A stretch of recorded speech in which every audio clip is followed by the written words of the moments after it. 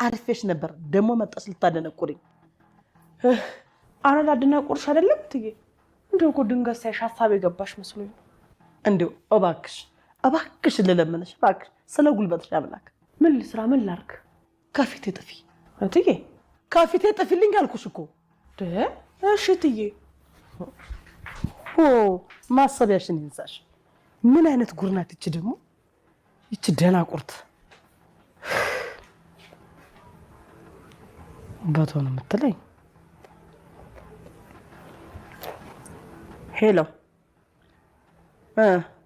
ባክ ዞር በልልኝ ነገሩን ካብካካው በኋላ መስቆጥቆጥ ምን ይሰራል እሱማ ምን አማራጭ አለኝ በደንብ ሰጣለሁ እንጂ ታዲያ ይኸውልህ አንድ ድል እያሉ ነገር ማበለሻሸት የለም ውጤት ያለው ስራ ልብሽ ፍቅር የናፈቀው ነው መሲ ንጉስ አይንሽን ባጋ ተኮ በስታለ ያልከው ሁሉ ኮነት ስለሆነ ነው በይነጥ እናት አለም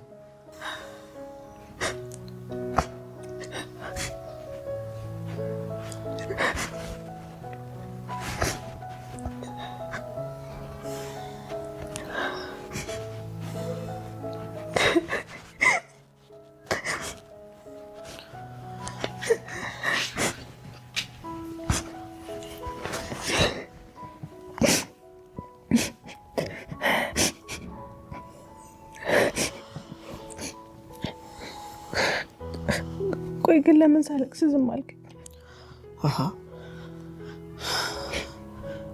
ውስጥሽ ሀባሰውና እንባሽ መጣ መውረድ አለበት ለምን ውስጥሽ ይቃጠላል በጣም ጥሩ ሰው ነህ አንቺ ደግሞ አልቃሻ ቢጤነሽ እናት አለም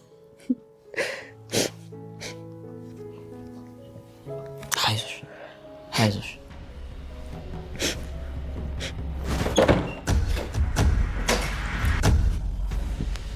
በአምላክ ሰላም አልኩ ወንድም አለ ምንድነው እንደዚህ ያስደነገጠሽ አንተኛው ከኔ ጋር መምጣት ትችላለህ እሺ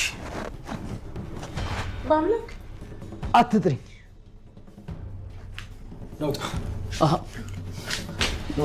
ምን አጠፋው ወንድም አለ ወይ በአምላክ ብቻ እንዳያስቀይም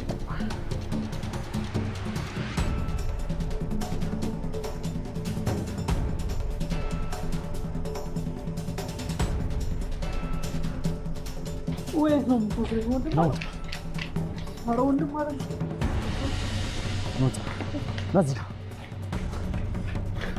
ምንድነው ወንድም ማለት ምንም ጥያቄ አትጠይቅ ምንም ነገር አትጠይቅ የበአምላክ ቅናት የሰውን ህይወት እስከ ማጥፋት ደረጃ እየደረሰ ይገኛል በህብስት የመመጡበትን በሙሉ ካልጨረስኳቸውና ካልገደልኳቸው የሚለው በአምላክ ዛሬም ንጉሱን አንጠልጥሎ የሆነ ቦታ ይዞት ሄዷል ህብስት በድንጋጤ እየተርበተበተች ትገኛለች ታዲያ ይህንን ነገር የተመለከተችው ህብስት ንጉሱ ምን ሊያደርገው ነው ብላ በፍራቻ ተውጣለች መቼም ቢሆን ውለታውን ያደረገለትን ነገር ረስቶ የሆነ ነገር እንደማያደርገው ተስፋ ብታደርግም ግን ደግሞ የበአምላክን ጭካኔ ታውቃለችና እጅግ አስጊ ሁኔታ ላይ ናት ሰላም ጤና ይስጥልን የትንሽ ቤተሰቦች እንዴት አላችሁ ለቻናሌ አዲስ ሆናችሁ ሰብስክራይብ ላይክ ማድረግ ቤተሰብ ስለሆናችሁ ምስጋና እጅግ ከልብ ነው ዛሬ እንግዲህ ህብስት ድራማ እንደተለመደው ክፍል 43ን ይዤላችሁ ቀርብ ያለው ተከታተሉን ባለፈው ክፍል እንግዲህ እንደምታስታውሱት ህብስት ከቤት ወጣ ማንም እንዳይከተላት እንዳትናገሪ ተብላ እሺ ብላ ሀሳቡን ለመፈጸም ቀስ ብላ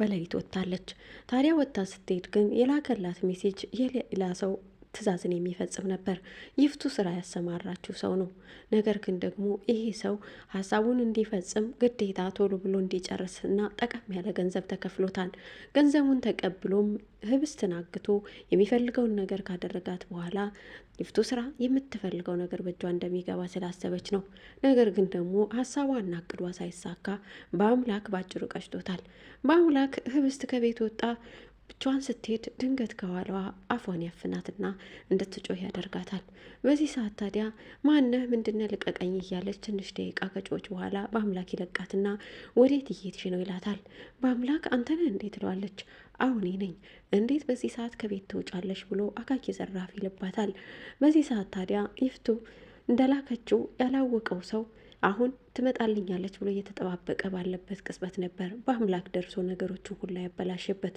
ህብስትም እየተርበተበተች በአምላክ ይኸውልህ ይህን ሜሴጅ እኮ ልኮልኝ ነው እናትሽና አባትሽ የሞቱበትን ምክንያት አውቃለሁ ብሎ ስለላከልኝ ነው ትለዋለች። በአምላክም ጅልነቷ ሁልጊዜም እያናደደውና እያበሳጨው እለት እለት ኧረ ተይ አንቺ ልጅ ብሰይ እያለ መምከር ሰልችቶታል። እጇንም እየጎተተ በይነንች እንግዲህ ይላታል። አሳመምከኝ እኮ ትለዋለች። በጣም ይቅርታ ብሎ ይለቃትና የሆነ ቦታ ላይ ሂደው ቁጭ ይላሉ መንገድ ዳር። ቁጭ ብለው በነበሩበት ቅጽበትም ህብስት እንባ ይቀድማትና በአምላክ እኔ እኮ ሁሉንም ነገር ማወቅ እፈልጋለሁ፣ ግን ነገሮች እየተበላሹብኝ ነው ትለዋለች። በአምላክ ዛሬ ሳይወድ በግዱ ከልቡ ላይ ያለውን አውጥቶ ለመናገር ተገዷል።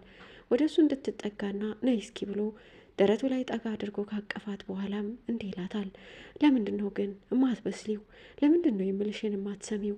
ይውልሽ እኔ እኮ ባለፈው ጊዜ ጠፍተሽ በነበርሽበት ሰዓት ሞተሻል ብዬ ተስፋ ቆርጬ ህይወቴ ሁላ ዝብርቅርቅ ብሎብኝ ነበር። ለምንድን ነው የኔ ነገር የማይገባሽ? ግን ደግሞ ለምንድን ነው እኔን የማትረጅኝ? እያለም ብሶቱን ያወርድበትና ከልቡ ያለው ፍቅር ገንፍሎ እውነታውን ይናገር ጀመረ። ህብስት አይን አይኑን እየተመለከተች ከሱ የሚወጣውን ቃል ለማዳመጥ ጆሮቿን ከፈተች። እሱም በቃ አመት ስለማላወራ ዝም ብለሽ ስሚኝ አላትና ከልቡ ላይ ያለውን በሙሉ ሞተሻል ብዬ በጣም ተጨንቄ ነበር። ድጋሜ የማላገኝሽ የማላቅፍሽ መስሎኝ ተስፋ ቆርጬ ነበር። ተስፋ የሆነኝ የአብነት ነገር ነው። አብነት አትሞትም ሲለኝ ነው ተስፋ ያደረግኩት። ሰሞኑን ረስቼ አለች በሚል ተስፋ፣ ነገር ግን ዛሬም ባገኝሽም አንቺ ግን የምልሽን አትሰሚኝም ይላታል። እሺ ሰማሃለሁ ብላ ግን እኔና አንቺ አሁን ያለንበትን ሁኔታ የሚያፈርስ አንድ ነገር አለ። እውነታውን ልነግርሽ ይፈልግና አንቺ ግን ታፈርሺዋለሽ ይለታል። እሺ እውነታውን ንገረኝ ብላ እየተጠባበቀች ነበር። በአምላክ ግን በቃ ተይው አላት እንደተለመደው። እስከ ዛሬም ነገሮችን ጀምሮ የሚያቋርጠው በአምላክ አሁንም አፈቅርሻለሁ የሚለውን ቃል ስትጠባበቅ ያን ቃል ሳይነግራት ታዩ ብሏታል።